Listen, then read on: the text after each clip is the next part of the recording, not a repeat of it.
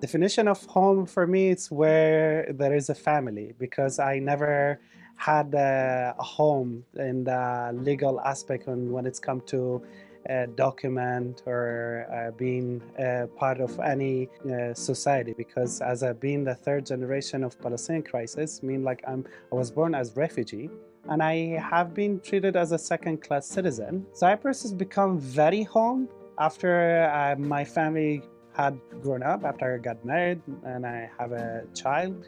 So definitely it's a home. My name is Mazen Bishtawi. I'm Palestinian Syrian and I'm a recognized refugee here in Cyprus since 25th of September 2014. I'm a cultural mediator, interpreter at Cyprus Refugee Council.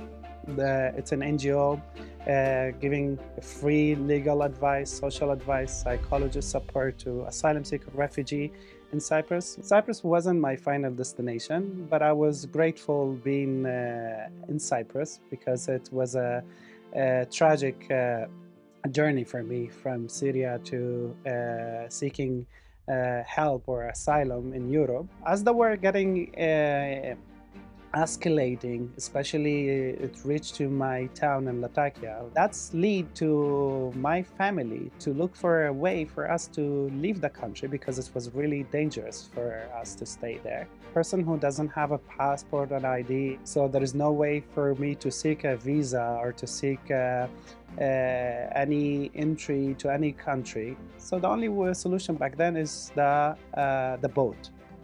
So the water was more mercy to us from the land. We knew a smuggler through Facebook. We met that person and we agreed on the amount of $6,000 per person. So my family, they had to sell their house, they have to stay in rent, they have to borrow money. We had an agreement with the smuggler on the day on how many people. We were told we will be 150 people. But in the end, we ended up 345 in a boat. I didn't have the capacity. And we had 4 days in the sea. It was very massive, like with hunger, with being thirsty. In the boat, I remember like the conversation I had with my two brothers. One of them was a minor. They were a bit worried. We're not gonna make it, they said.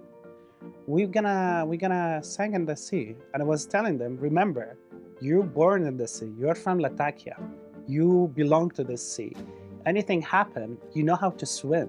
You know how to fight with the waves. We got lost. We were in the middle of the sea until we got spotted from an airplane. Now also, like, I feel like sometimes guilty when I don't remember names of streets, or sometimes like I dream of how I used to walk from my home to school, and I really wake up angry when I have missing any details of that.